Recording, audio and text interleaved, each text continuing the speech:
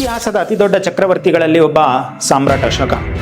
ಮೊದಲು ಅವನು ಚಂಡಾಶೋಕ. ಕ್ರಿಸ್ತಪೂರ್ವ 261 ಕಳಿಂಗ ಯುದ್ಧ ಇತಿಹಾಸ ಕಂಡ ಅತ್ಯಂತ ಭೀಕರ ಯುದ್ಧಗಳಲ್ಲಿ ಒಂದು. 1,00,000ಕ್ಕೂ ಹೆಚ್ಚು ಜನರ ಸಾವು, ದಯಾ ನದಿಯ ನೀರು ಸಂಪೂರ್ಣವಾಗಿ ರಕ್ತದಿಂದ ಕೆಂಪಾಗಿತ್ತು. ಆ ವಿನಾಶವನ್ನು ತನ್ನ ಕಣ್ಣಿನಿಂದಲೇ ಕಂಡ ಅಶೋಕನ ಹೃದಯ ಕರಗಿತು. ಅವನು ಚಂಡಾಶೋಕನಿಂದ ಧರ್ಮಾಶೋಕನಾಗಿ ಬದಲಾದ. ಅವನು ಬೌದ್ಧ ಧರ್ಮವನ್ನು ಸ್ವೀಕರಿಸಿದ. ಆದರೆ ಆ ಯುದ್ಧದ ನಂತರ ಅಶೋಕನಿಗೆ ಒಂದು ಸತ್ಯದ ಅರಿವಾಯಿತು. ಜ್ಞಾನ, ನಾಲೆಡ್ಜ್ ಅನ್ನೋದು ಅತ್ಯಂತ ದೊಡ್ಡ ಶಕ್ತಿ. ಆದರೆ ಆ ಜ್ಞಾನವೇ ತಪ್ಪು ಕೈಗಳಿಗೆ ಸೇರಿದರೆ ಅದು ಕಳಿಂಗ ಯುದ್ಧಕ್ಕಿಂತಲೂ ದೊಡ್ಡ ವಿನಾಶವನ್ನು ತರಬರಲ್ಲದು ಎಂಬುದು. ಹಾಗಾಗಿ ಅಶೋಕನು ಒಂದು ರಹಸ್ಯ ಸಮಾಜವನ್ನು, ಅಂದರೆ ಸೀಕ್ರೆಟ್ ಸೊಸೈಟಿಯನ್ನು ಸ್ಥಾಪಿಸಿದ ಎಂದು ಹೇಳಲಾಗುತ್ತದೆ. ಅದೇ ಅಶೋಕನ 9 ರಹಸ್ಯ ಪುರುಷರು, ದಿ 9 ಅನ್ನೋನ್ ಮೆನ್.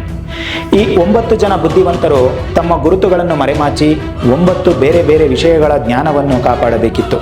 ಪ್ರತಿಯೊಬ್ಬರ ಬಳಿ ಒಂದೊಂದು ರಹಸ್ಯ ಪುಸ್ತಕ ಕೂಡ ಇತ್ತು. ಅದರಲ್ಲಿ ಮೊದಲನೇ ಪುಸ್ತಕ ಮನೋವಿಜ್ಞಾನ ಮತ್ತು ಪ್ರಚಾರ, ಸೈಕಾಲಜಿಕಲ್ ವಾರ್ಫೇರ್, ಜನರನ್ನು ಹೇಗೆ ನಿಯಂತ್ರಿಸುವುದು. ಎರಡನೇ ಪುಸ್ತಕ ಫಿಸಿಯಾಲಜಿ, ಮೃತ್ಯು ಸ್ಪರ್ಶ, ಡೆತ್ ಟಚ್, ಅಂದರೆ ಒಂದೇ ಸ್ಪರ್ಶದಿಂದ ಕೊಲ್ಲುವುದು ಹೇಗೆ. ಮೂರನೇ ಪುಸ್ತಕ ಸೂಕ್ಷ್ಮ ಜೀವ ವಿಜ್ಞಾನ, ಅಂದರೆ ಮೈಕ್ರೋಬಯಾಲಜಿ, ರೋಗಗಳನ್ನು ಹರಡುವುದು ಮತ್ತು ತಡೆಯುವುದು. ನಾಲ್ಕನೇ ಪುಸ್ತಕ ರಸವಿದ್ಯೆ, ದಟ್ ಈಸ್ ಆಲ್ಕಿಮಿ, ಲೋಹಗಳನ್ನು ಬಂಗಾರವಾಗಿ ಪರಿವರ್ತಿಸುವುದು. ಐದನೇ ಪುಸ್ತಕ ಸಂವಹನ, ದಟ್ ಈಸ್ ಕಮ್ಯುನಿಕೇಷನ್, ಇದರಲ್ಲಿ ಅನ್ಯಗ್ರಹ ಜೀವಿಗಳ ಏಲಿಯನ್ ಜೊತೆ ಸಂಪರ್ಕ ರಹಸ್ಯಗಳು ಇದ್ದವು. ಆರನೇ ಪುಸ್ತಕ ಗುರುತ್ವಾಕರ್ಷಣೆ, ದಟ್ ಈಸ್ ಗ್ರಾವಿಟಿ, ವಿಮಾನದ ಶಾಸ್ತ್ರದ ರಹಸ್ಯಗಳು ಇದ್ದವು ಎನ್ನಲಾಗುತ್ತದೆ. ಏಳನೇ ಪುಸ್ತಕ ಬಾಹ್ಯಾಕಾಶ ಶಾಸ್ತ್ರ, ಕಾಸ್ಮಾಲಜಿ, ಟೈಮ್ ಟ್ರಾವೆಲ್ ಮತ್ತು ಬೆಳಕಿನ ವೇಗದ ರಹಸ್ಯಗಳು. ಎಂಟನೇ ಪುಸ್ತಕ ಲೈಟ್, ಬೆಳಕನ್ನು ಆಯುಧವಾಗಿ ಬಳಸುವುದು. ಒಂಬತ್ತನೇ ಪುಸ್ತಕ ಸೋಷಿಯಾಲಜಿ, ಸಮಾಜಶಾಸ್ತ್ರ, ಒಂದು ನಾಗರಿಕತೆಯನ್ನು ಹೇಗೆ ಹುಟ್ಟುಹಾಕುವುದು ಮತ್ತು ಹೇಗೆ ನಾಶ ಮಾಡುವುದು ಎಂಬುದು ಈ 9 ಪುಸ್ತಕಗಳಲ್ಲಿ ಅಡಗಿತ್ತು.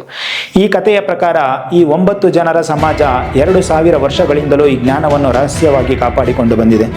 ಒಬ್ಬ ಸದಸ್ಯ ಸತ್ತರೆ ಆ ಜಾಗಕ್ಕೆ ತಕ್ಷಣ ಮತ್ತೊಬ್ಬ ಯೋಗ್ಯ ವ್ಯಕ್ತಿಯನ್ನು ನೇಮಿಸಲಾಗುತ್ತದೆ. ಇದು ಕೇವಲ ಒಂದು ದಂತಕಥೆಯೇ, ಅಥವಾ ಇಂದಿನ ಜಗತ್ತಿನ ಆಗು ಹೋಗುಗಳ ಹಿಂದೆ ದೊಡ್ಡ ದೊಡ್ಡ ವೈಜ್ಞಾನಿಕ ಆವಿಷ್ಕಾರಗಳು, ಇನ್ವೆಷನ್ಸ್ ಹಿಂದೆ ಈ ರಹಸ್ಯ ಸಮಾಜದ ಕೈವಾಡವಿದೆಯೇ? ಅಶೋಕನ ಈ 9 ಜನರು ಇವತ್ತಿಗೂ ನಮ್ಮ ನಡುವೆ ಇದ್ದಾರೆಯೇ? ಇದರ ಬಗ್ಗೆ ನಿಮ್ಮ ಅನಿಸಿಕೆ ಏನು ಎಂಬುದನ್ನು ಕಮೆಂಟ್ನಲ್ಲಿ ತಿಳಿಸಿ. ಹಾಗೆ ಈ ವಿಡಿಯೋ ಇಷ್ಟ ಆದರೆ ಲೈಕ್ ಮಾಡಿ, ಶೇರ್ ಮಾಡಿ ಮತ್ತು ನಮ್ಮ ಚಾನಲ್ಗೆ ಸಬ್ಸ್ಕ್ರೈಬ್ ಆಗೋದನ್ನು ಮರಿಬೇಡಿ. ನಮಸ್ಕಾರ.